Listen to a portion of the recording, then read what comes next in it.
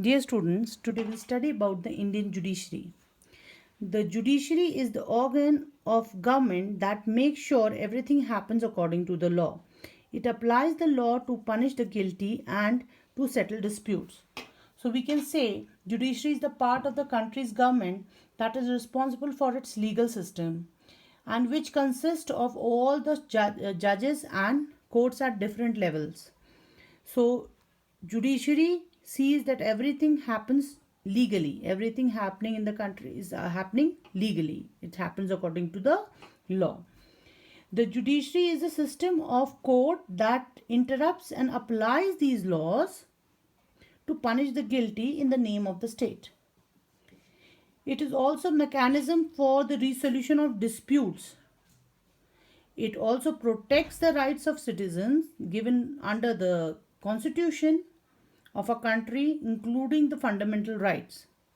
Fundamental rights such as right to equality, right of freedom of religion, etc.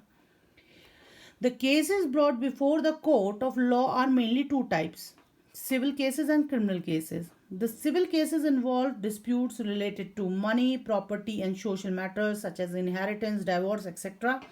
Criminal cases involve offences such as theft, robbery, murders, etc., which causes harm to the member of the society. Now let us discuss the structure of judiciary. The Indian judiciary has a pyramidal structure, means the shape of the structure is pyramid shape. The Supreme Court, which is the highest court in the country, is at the top of the pyramid. So, the Supreme Court of India came into existence on 26 January 1950. We have only one Supreme Court for the whole country located at New Delhi. Below the Supreme Court are the High Courts. Now, the High Court is the highest court at state level. We have currently 25 High Courts all over the country.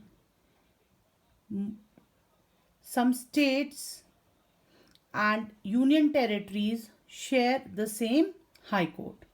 Below the High Courts, there are subordinate courts. We have many subordinate courts looking into jurisdiction all over the country.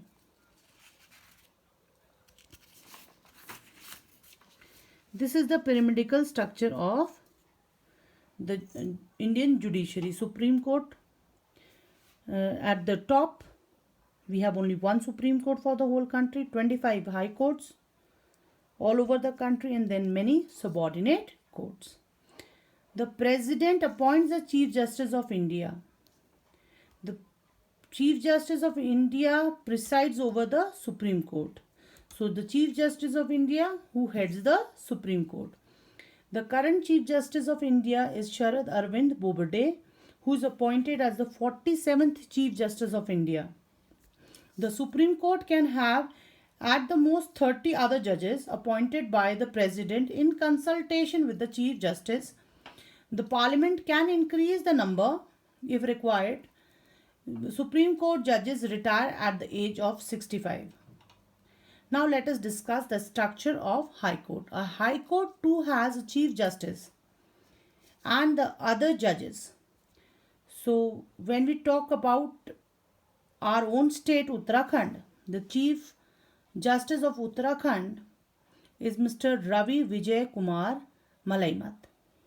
The President, in consultation with the Chief Justice of India and the Governor of State, appoints the Chief Justice of the High Court, of different High Courts. Okay, he appoints the other High Court judges after consulting the Chief Justice of India, the Chief Justice of the State